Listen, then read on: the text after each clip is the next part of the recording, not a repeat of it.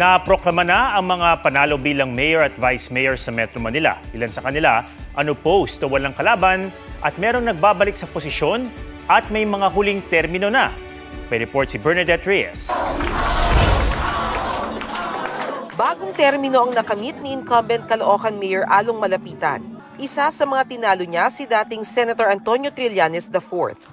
Wagi naman bilang vice mayor si Karina Te.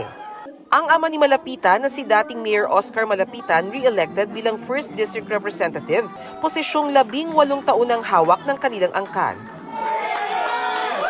Change court naman sa Las Piñas. Waging mayor si April Aguilar habang ang ina niyang si incumbent Mayor Imelda Aguilar panalong vice mayor. Si Councilor Mark Anthony Santos naman ang bagong Las Piñas Lone District Representative. Kabilang sa tatlong tinalo niya si Senator Cynthia Villar. Panalong Makati City Mayor si Senator Nancy Binay, kapatid ng incumbent na si Abby Binay. Tinalo ni Nancy si Luis Campos, 2nd District Representative ng Makati at asawa ng kapatid niyang si Abby Binay. Re-elected sa Malabon si Mayor Jeannie Sandoval, habang si Edward Nolasco ang nanalong Vice Mayor.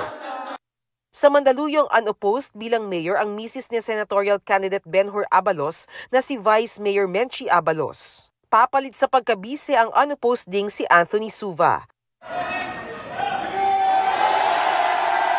Sa Maynila, muling nanalo bilang mayor si Yorme Isko Moreno. Vice Mayor naman ang running mate niyang si Chi Atienza.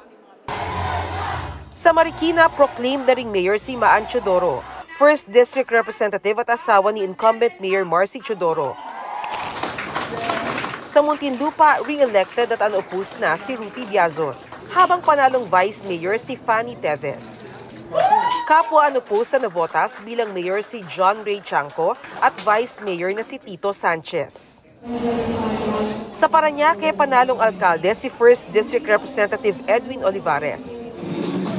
Muling mauupo sa kanyang ikatlot huling termino sa Pasay City si Mayor Emmy Calixto Rubiano. Ang pamangkin niyang si Mark Calixto ang nanalong Vice Mayor. Third-termer na rin si incumbent Pasig City Mayor Vico Soto. Wagi rin ang running mate niyang si incumbent Vice Mayor Dudut Jaworski. Sa Pateros, idineklarang mayor si Gerald Herman at Vice Mayor si Carlos Santos.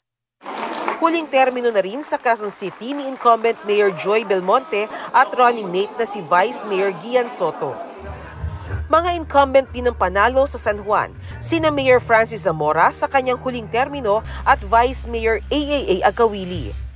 Sa Taguig, panalo sa kanyang ikalawang termino si Mayor Lani Cayetano, misis ni Senator Alan Peter Cayetano. Vice Mayor ang running mate niyang si Arvin Ian Alit.